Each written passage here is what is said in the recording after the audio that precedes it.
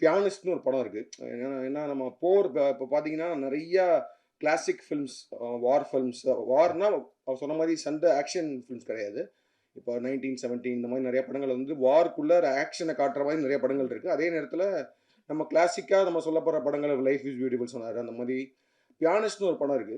அதுல வந்து ஏன்னா நம்மளுக்கு வந்து அந்த இது தெரியாது. நம்ம வந்து வேர்ல்ட் வார் 2ல அங்கே நடந்த அந்த ஹோலோகாஸ்ட் இந்த இதெல்லாம் நம்மளுக்கு பெருசா நம்ம அந்த டைம்ல பார்த்தது கிடையாது. பிளஸ் அந்த லைஃப் நம்மளுக்கு தெரியாது. அந்த பியானிஸ்ட்ன்றது ஒரு பியானோ பிளேயர பத்தின ஒரு படம்.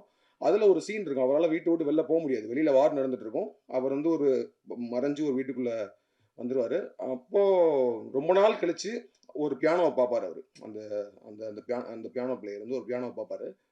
ஸோ அவர் வந்து ஒரு ஆர்டிஸ்ட். Is an artist. ஒரு மியூசிஷியன் அப்படின்றப்போ அவனுக்கு பியானோவ பார்க்கும்போது என்ன மாதிரி உணர்ச்சிகள் வரும்? ஸோ அவனுக்கு ப்ளே பண்ணணும்னு கை போகும். ஆனா அவன் ப்ளே பண்ணான்னா, அந்த மியூசிக் வந்து வெளியில அந்த சத்தம் வெளியில கேட்டுச்சுன்னா, அவன் வந்து உயிர விடுறதுக்கு கூட இது இருக்கும்ல. ஸோ அப்போ வந்து அவன் பியானோவே டச் பண்ணாம ப்ளே பண்ணுவான். அ அப்படி ஒரு சீன் இருக்கும். அந்த படம் முடிஞ்சா பாருங்க. அப்படின்னு நெறைய பேர் பார்த்திருப்பீங்க. அது ஒரு ஃபீல் குடுத்துச்சு. அது வந்து எனக்கு மொத்தமா அந்த வாரோட நான் அந்த மனநிலை இப்படி இருக்கும் அப்படின்றத வந்து எனக்கு பயங்கரமா கடத்துன ஒரு படம். ஸோ இந்த மாரி படங்கள் பண்ணணும். இந்த மாரி படங்கள் தயாரிக்கணும். ஏன்னா அப்ப அப்ப வந்து நான் வந்து புரொடியூசர் ஆகணும்னு நெனைக்கல. டைரக்டர் ஆகணுன்றது முயற்சி பண்ணிட்டு இருந்தோம். ஸோ இந்த மாரி பண்ணணுன்றது ஒரு ஒரு ஆசை இருந்துட்டே இருக்கும்.